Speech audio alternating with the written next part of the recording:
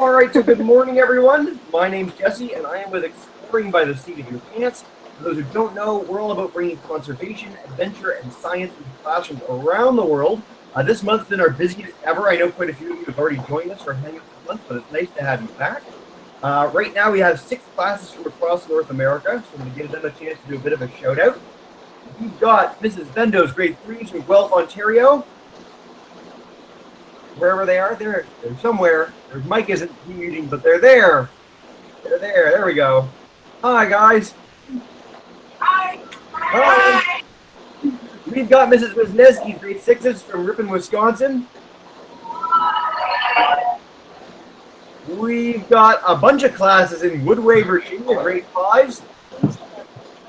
Hi, they're figuring out their camera. That's a good thing to be doing. All right. We've got Mrs. Cochran's grade 3s from St. Catharines, Ontario. No one's mic's today. Hi, guys. There we go. All right. We've got Mrs. Beaton's grade 3s in Hamilton, Ontario. Hi, guys. And Mrs. Drosny's grade 2s from Bristol, Connecticut. There we go. They'll just have to demute their own mic, but we'll get there. We'll figure it out. All right. Of course, the reason you guys are all here today is for our speaker. We're joined live by Danielle, an educator at Ripley's Aquarium of Canada. Ripley's Aquarium is the largest indoor aquarium in North America, or in Canada, sorry. Has over 16,000 animals representing over 450 species. And today, they're going to show us a little bit about their seahorses. So without further ado, thank you so much for joining us, Danielle, and take it away. Oh, hello, everyone. As Jesse said, my name is Danielle, and I'm an educator here at the aquarium. And I am joined by some seahorses and one of our aquarists, Dave. Dave, you want to give us a wave? He's usually with the sharks, but today he's helping us out. So he will actually be feeding these lovely seahorses. And one of the greatest things about having seahorses at an aquarium and having to show people them eating, they eat all the time. Dave, you want to give us some food? So seahorses actually don't have a stomach, so they are going to constantly eat throughout their lifetime. And they have a really, really fast metabolism, so the food just goes right through them. And we always have to feed them. So today they are getting frozen mysis. It's these little white flakes that you see dripping down from the top. Once they find out they're there, they will come around and get some food. And mysis is just a tiny, tiny shrimp-like animal. And frozen food is really not that nutritious for our animals here, so most often if we are feeding them frozen, we do have to make sure there's extra vitamins. So this is enriched with extra vitamins for our lovely seahorses to get. Now, if you look at these seahorses, they are not really moving around that much. They can swim, but very, very slowly. So they have a few fins, but they most often just live in very high flow areas where there's a lot of nutrition in the water. And they can wait for food to come by, and then they will suck it in. So if you watch the seahorse, this one right here, they actually have like a straw as their face, on their face. So they will slurp food in very quickly. And the suction actually allows them to eat some really small food really quick. So they don't have to move quickly in order to get the food inside them. And that motion of eating is actually called a snick, which is spelled S-N-I-C-K, which is my new favorite word. And they will come around and try to get these very, very small animals, which is what they would normally eat in the wild too. Anything smaller than them, they don't have any teeth, so biting is not something they can do. Chewing is also not something they can do, so they'll have to eat something that is smaller than their mouth is. So they'll slurp it in. And these animals, you might have heard, actually don't have any scales. Instead, they have a body armor. And that is the main protection for them when they they have an encounter with a predator. However, here at the aquarium, that doesn't really matter because, as you can see, we only have seahorses in here, and they're pretty happy just by themselves. But in the wild, adult seahorses are really not that good of food for most animals because there's not much meat on them, and they have such a high metabolism that the meat won't really stay on them. And they're hard to catch because they live amongst coral and seagrass. So if you're in an area with a seahorse, you probably won't be able to see it until you look really, really close at the structures. They spend most of their time just hanging out, holding on to structures like coral and seagrass with their prehensile tails. And that is that stringy thing that curls at the very end of their body. It's called a prehensile tail. And that allows them to stay nice and still while they're in a high flow environment. So high flow means that the water's moving really, really quickly, and they might actually get swept away in the current, but because the seahorse has that tail, they won't, which is a really amazing adaptation for them. Now, the one cool thing about seahorses that you've probably already heard about is that the males are the ones that have the babies. So male seahorses are the ones that carry the babies and then give birth to them, but the female ones are the ones that have the eggs, and then they give the eggs to the male, and then he fertilizes them. And then the male, around 2 weeks after they're fertilized, the male will give birth to about 1,000 baby seahorses. And good news, all of these seahorses we're currently looking at were born here at our aquarium. And they're a few months old. So technically they're in the teenager category because they can live to about a year. And they will get bigger than this. So they'll get about the size of a standard smartphone. So they won't get too much bigger than they are right now. But they are growing quite well. And because seahorses start out at about 0.6 centimeters, so 6 millimeters, very, very small. Some are between a quarter of an inch and a half an inch if you're from the States. And they grow super fast because, as you can probably tell, small animals don't really survive that well in the wild because they are so tiny. But when they get bigger, they have a better chance of survival. And the reason they have so many babies is because when they're young, it's very easy for them to get predated on.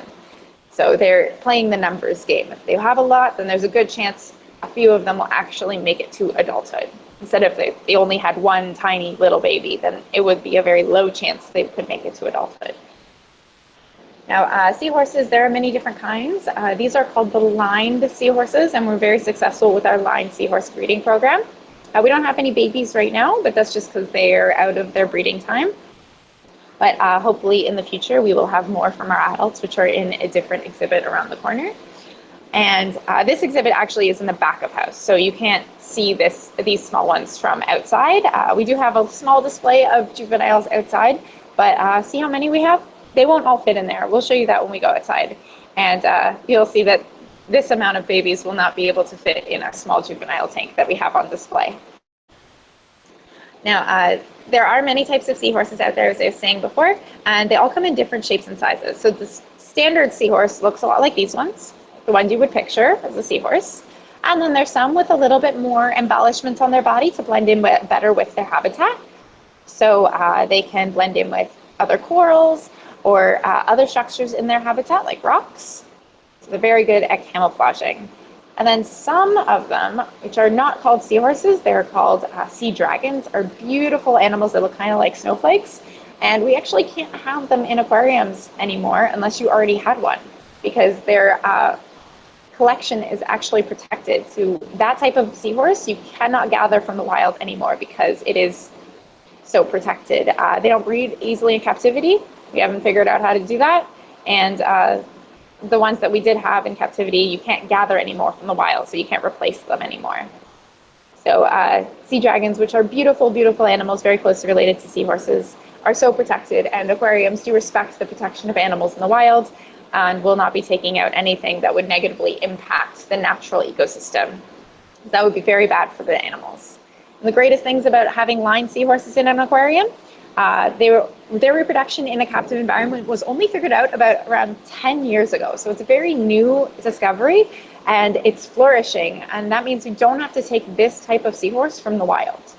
So when you come to an aquarium and you want to learn about these awesome animals that have a different reproductive method, they have a different method of eating and lifestyle, and you can actually come to an aquarium and see that without having that feeling that we took these animals from the wild.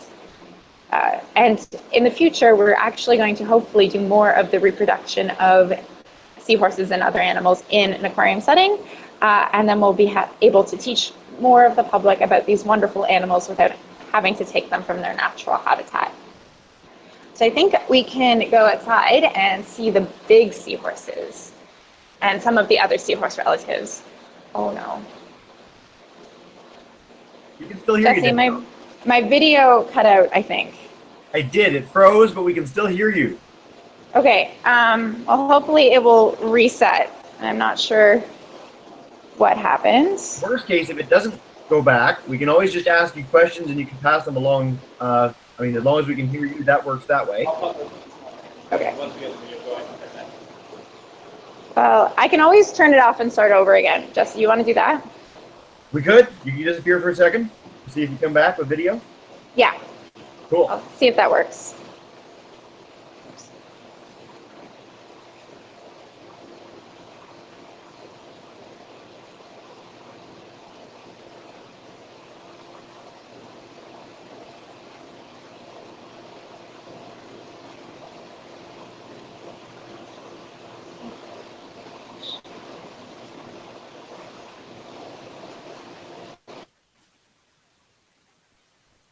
Right. Hopefully Danielle comes back in a minute. Usually when we do the aquarium, they're doing things in the very back, as she said, the back of the house, underneath the aquarium. So it's sometimes quite difficult to get a signal or keep a signal. So hopefully she comes back in a minute with video. Worst case, as long as we can hear her, you guys have any questions about seahorses, any questions about the aquarium, we can certainly pass it along and Danielle will be able to answer. So let's just hold tight. Thanks for your patience, guys. It's always kind of tricky when we do one of these ones on a virtual field trip of sorts, as opposed to a room with a computer that's hooked up right to a wall, which is always nice. So we'll hold tight for one more second and see if Danielle appears back. Let me just send her the link again, make sure she has that, and can sign back in.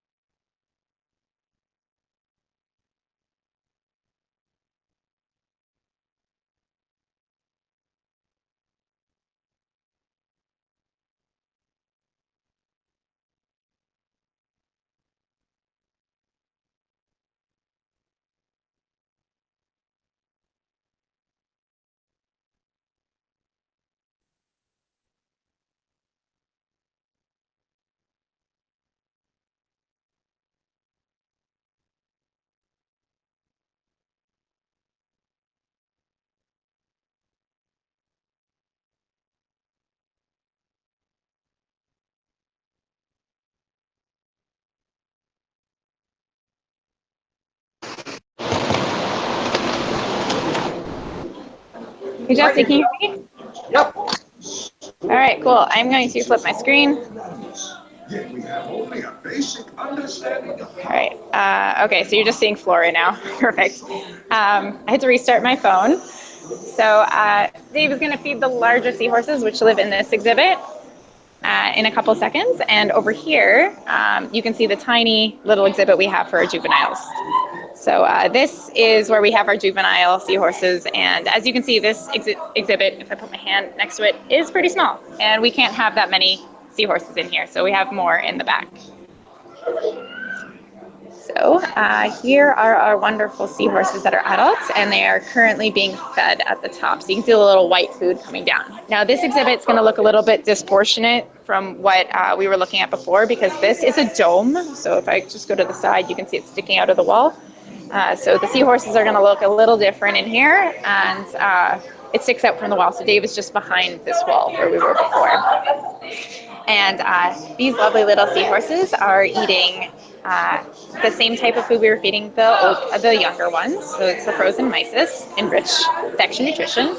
And one of the coolest things about this exhibit is there are a ton of seahorses in here, but you don't really notice them right away because they are so well camouflaged. So they're hanging on to their different structures and doing their wonderful camouflage-ness. And they swim very, very slowly. So they're pretty lazy when it comes to eating, which is one of the benefits of feeding them frozen food, because the food won't swim away from them when they're coming toward it. And this is some of the body armor we have on display from seahorses.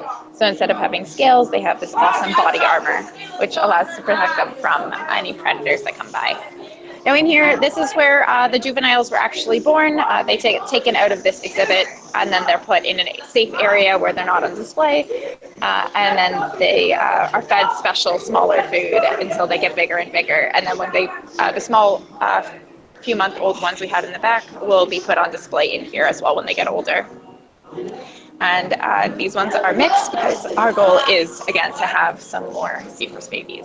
That would be awesome. And then the last thing I wanted to show you was we have some seahorse relatives, which are across the hall, and I can move the camera over there in a minute. So seahorses, because they eat such small stuff, they are actually in danger of eating small things that come from humans, mainly microplastics. If that's new to you, microplastics are really tiny pieces of plastic, sometimes from face washes, but most often just broken off pieces of larger plastic that get broken into smaller and smaller pieces, and then the seahorse think is food, and then they might eat it. It's actually really bad for their bodies. Eating plastic is bad in general for most animals, and we would never want to harm our animals in the wild. So the easiest way for us to help is to use the 3 R's. Remember, the 3 R's are definitely in order. So there's reduce the amount of plastic you end up buying and using, reuse this plastic that you already have, and then recycle the plastic that you would like to get rid of. Because in that way, the plastic will not end up in the ocean and will not harm all of these wonderful animals. Because we want to make sure that we can always enjoy the animals for many generations to come. Great, I'm going to flip over to the really cool relatives, which are across the hall, which look a little bit less like seahorses and a little bit more like pipes. And we can do some questions, Jesse. Excellent. Great. We just had another class join the call too. All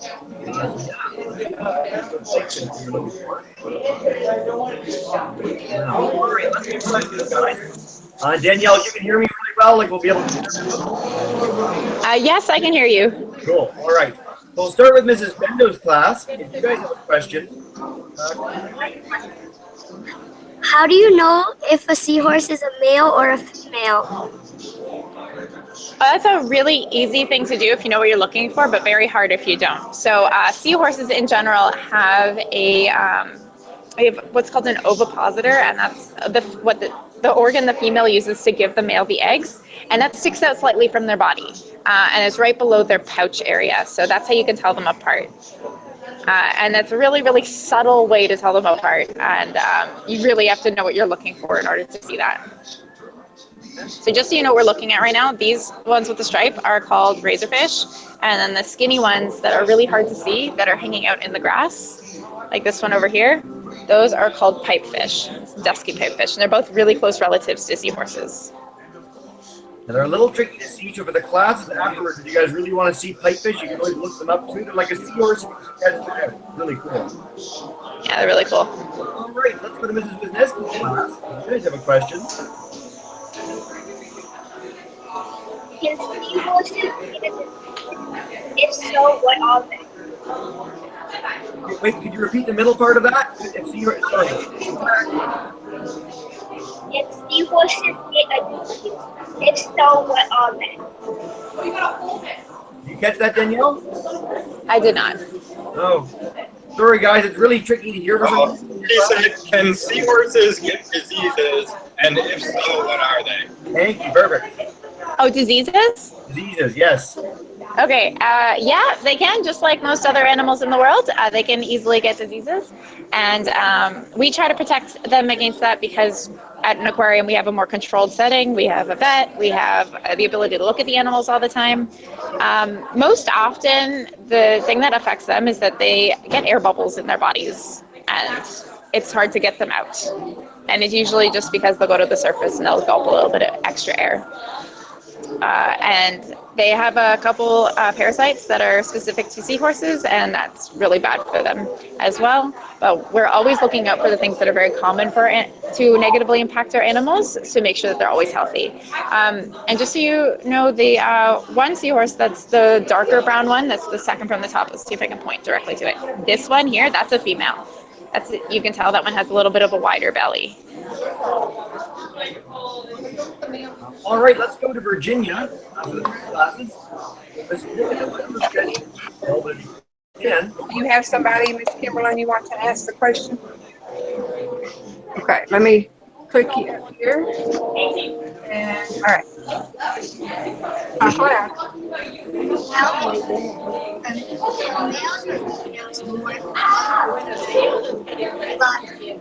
How many males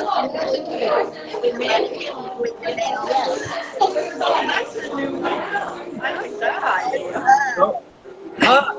Did you get that? No, so if you can repeat it. It said how many more are likely to be males than females when they have babies? Have that That's a good question.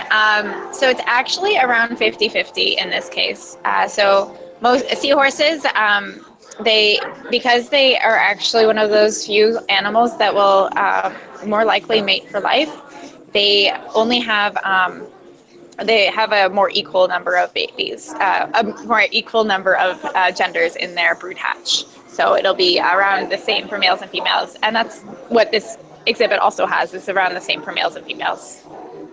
Excellent. Good question. We find that most animals are males and females. It's really let's go to Mrs. Beaton's class.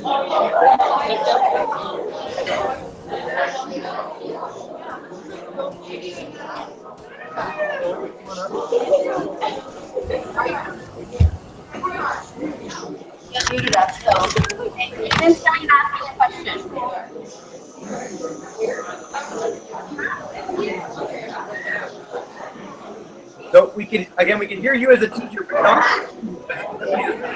loud. How many different species of horses are there? Oh, how many different species of seahorses are there? I caught that one. So it's actually a couple hundred, but it's and counting. We don't really know how many species of seahorses there are out there because in general, seahorses are tiny and they're hard to find. So we actually find new ones all the time. So we're still working on the number of seahorse species out there. So get out there for all the students and find some new kinds of seahorses that we can see and learn about later. Good luck. All right, Mrs. Zadrozny's class, if you guys have a question. I have one. So clean. Where do they live in their natural habitat? Oh, I forgot to mention that. Where do they live in their natural habitat? They live off the east coast of the Americas, so and in the Central America area. So they live probably around south of Florida and around the northern part of South America on the eastern side. So they're going to live in the Atlantic Ocean, which is actually the warmer ocean compared to the Pacific, but seahorses can be found in most warm habitats. So there's a ton that live around Australia as well. But the line seahorses, these ones, they live in the Americas area. All right, we had a sixth class join us. We had a class drop out and a class come in. So for this class that I put on the screen, the only thing is that I can't demute your mic. I only have it as Michael. So whatever question you guys have, if you want to come up and demute your mic, you can. And we can come back to you in a minute, because I know this is like putting everyone on the spot. So we'll come back, we'll figure that out, and we'll start with Mrs. Bendo's class again, or we'll go back to Mrs. Bendo's class. You guys have another question? How big are when they born? How big are seahorses when they're born? Okay, right? Born or both? And how many survive? Oh, how many survive? So seahorses, they have thousands of children at one time, but usually somewhere between 10 and 100 survive. It's a very small number, I know, but this is a different breeding strategy than a human would have. So as a human, we are pretty understanding. We know that most of the offspring that we have are going to survive. So if your parents have 2 children, there's a good chance that both of them survive. But in a seahorse, they don't have that same type of survival rate because they're just so tiny when they're born and they don't get looked after by their parents. They're just off on their own little tiny bodies trying to survive on their own. So they have a smaller chance of survival. However, that's why they have so many, so they can easily make sure that at least a few of the seahorses make it to the next generation so that they can have some babies. Yeah, a quick part of that, or earlier part of that question was how big are they? So for him, Danielle, show us how big they are. How big are they when they start out? Yeah.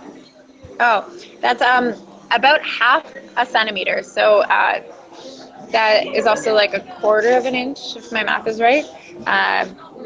So they're really very, very small when they start out. So they grow really fast.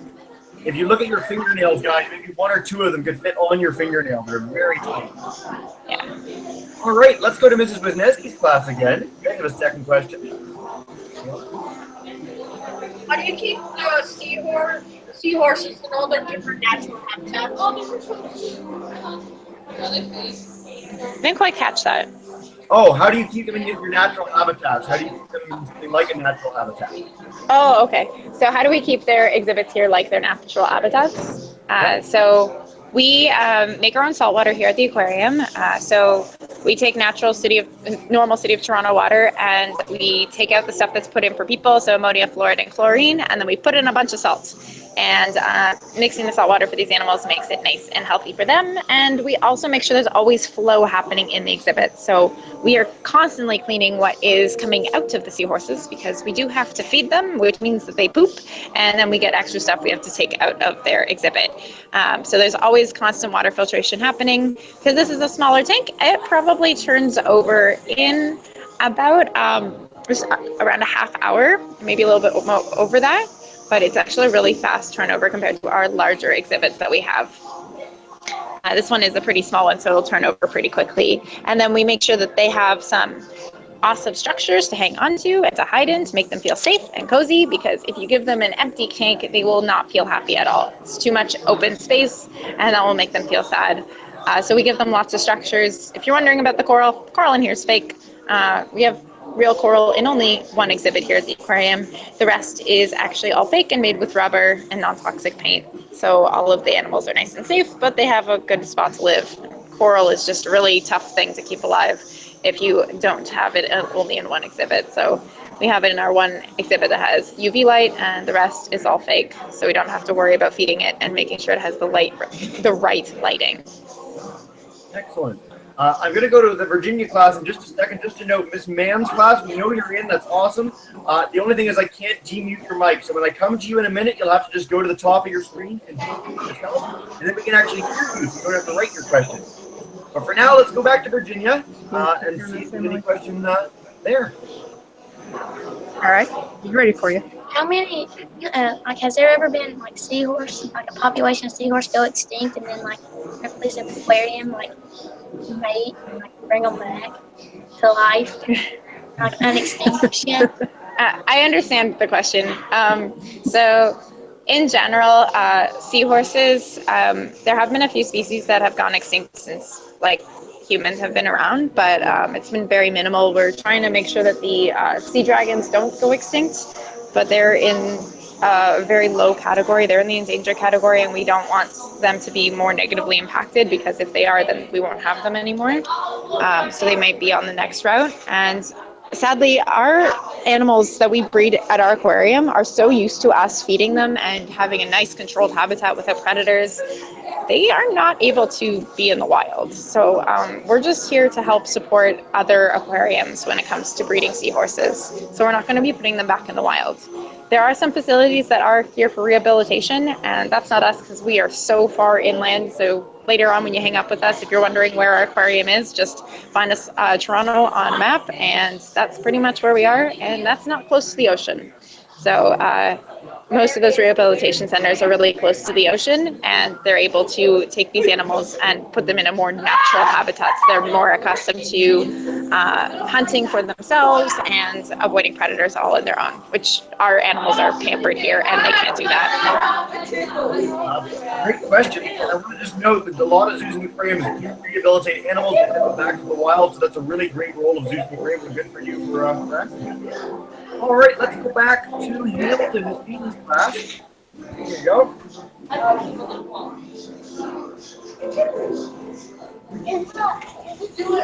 got hurt, but you gave me like shock earlier.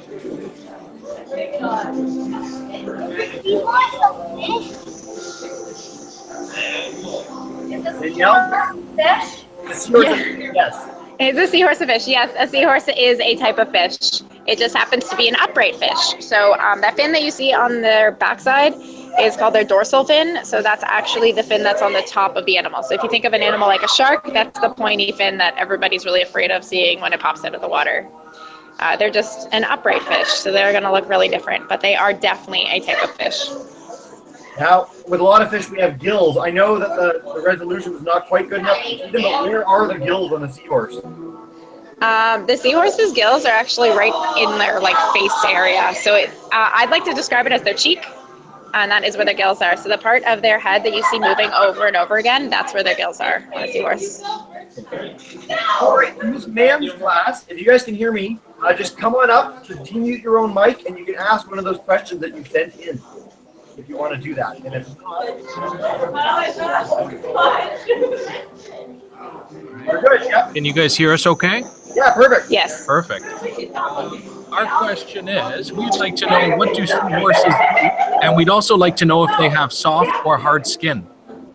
I didn't catch the first question. What do they eat, Danielle? What do they eat? They came in after you were showing the shrimp. So seahorses, they eat a lot of different types of animals smaller than them. So it's a lot of zooplankton. Here at the aquarium, we feed them a lot of shrimp-like animals that are super small but really easy to get because we have, we don't breed them here, but we get them as eggs and then we hatch them here. So we have a whole bunch of small mysis, and then we have some that is from frozen and shipped here that we add extra nutrition to. And then I've already forgotten the second half of the question. Soft or hard skin? Oh, soft or hard skin. They have hard skin. So here, this is their body armor. So these seahorses, as you can see, are not in water. These ones are no longer alive, but this is their body armor. And so that's what it looks like. And it's super hard, and it deters animals from eating them. You probably know it's really difficult for you to eat something that's frozen. That's why you wait for a freezy to thaw before you actually start biting into it. And the same thing is for these animals. Most predators won't want to go after them just because their bodies are hard. So if a predator does come and eat them, most often they won't come back for seconds, and that will help the siblings out of that one animal that might have been eaten. Oh my God, they're dead. Excellent. All right, let's go back to Mrs. Drozzi's class. If you guys have a question, come on up. Where's our aquarium buddy? Come on out. You do not own my muscle. There you go. Take your time. Come on up.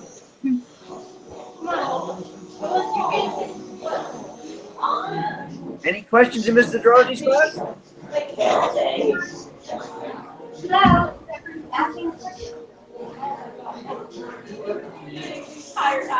All right, guys, we're going to come back to you in a minute, okay? All right. We've got a question here from, you know what? Danielle, do you have time for a few more questions? Yeah.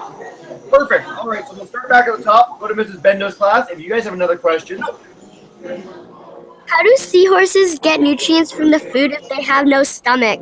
It's a great question. So they are just constantly eating all the time. So the no stomach part is, it just means that their body's kind of like a straight line from their esophagus, stomach, and then out the end. And they're constantly getting nutrition that way. So they don't get all of the nutrition from their food, but because they eat so much, they will end up getting enough nutrition to survive. And they are a little different from us because they can't retain their food inside of them like we can and get all of the nutrition from our small and large intestines. However, as you can see, it's working out for these animals because they're still alive and thriving. But they're just a different body organization than we are.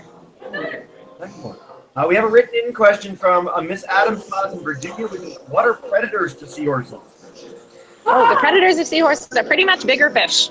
And being more specific than that, there's just pretty much every single type of larger fish will try to eat them if they come into contact with them.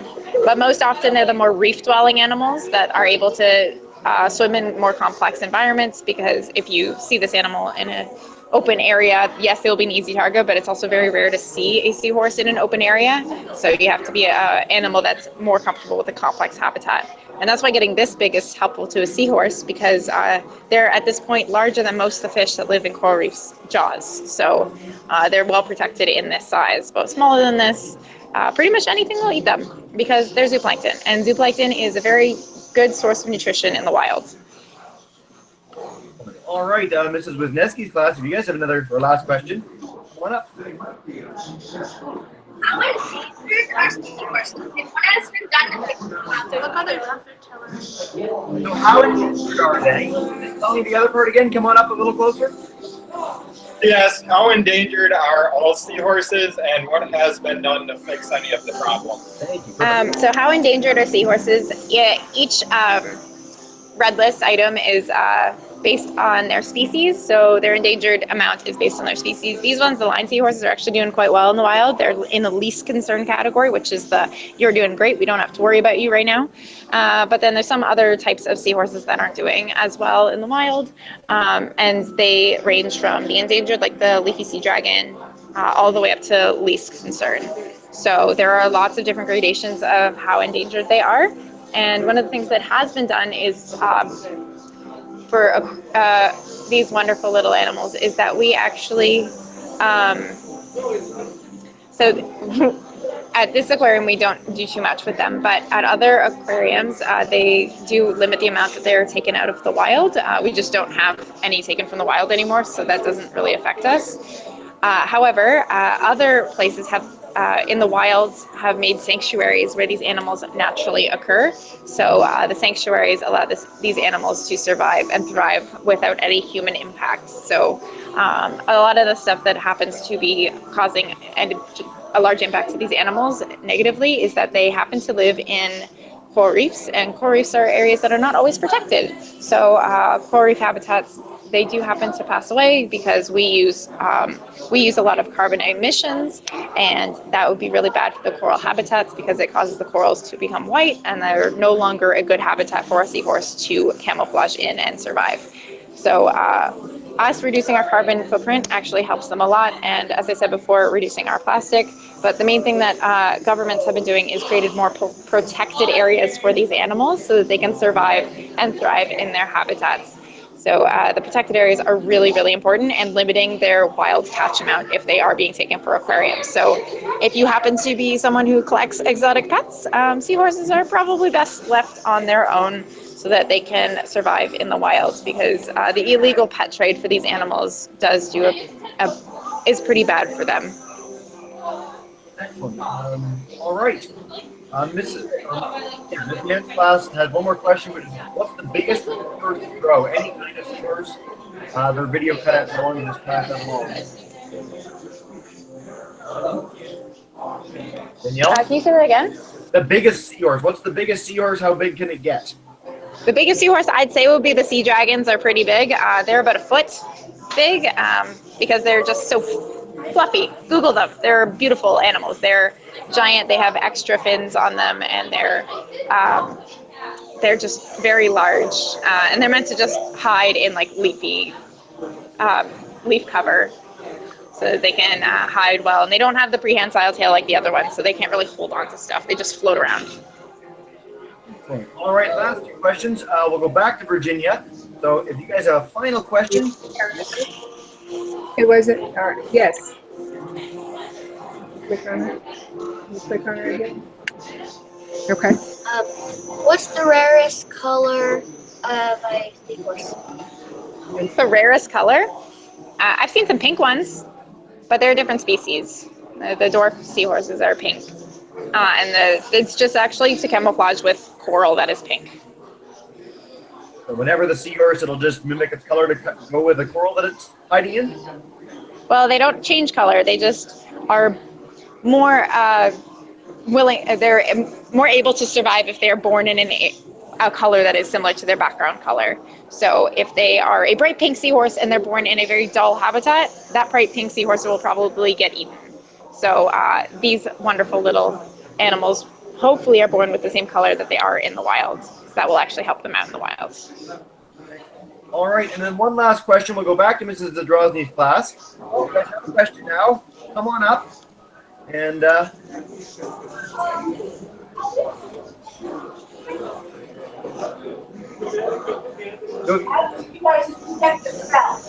how do they protect themselves, Danielle? They actually just hide. That is the best protection possible. Staying still and hiding. You've probably done this to your parents where you hide in a closet and you wait and then you don't move and then you move.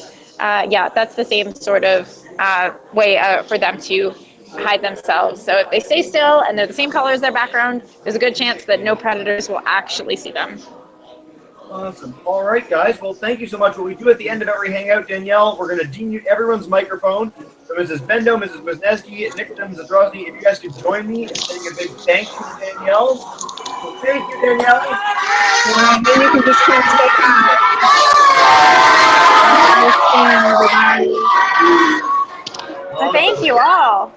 listening and learning. We love seahorses. They're so cool. Danielle, thanks for joining us. That was awesome. And we look Thanks, Jesse, for having me. forward to having you back and joining us at Ripley one more time for sharks or any other creatures you guys might have. And to all the classes, we hope to see you again soon and have a lovely rest of your day.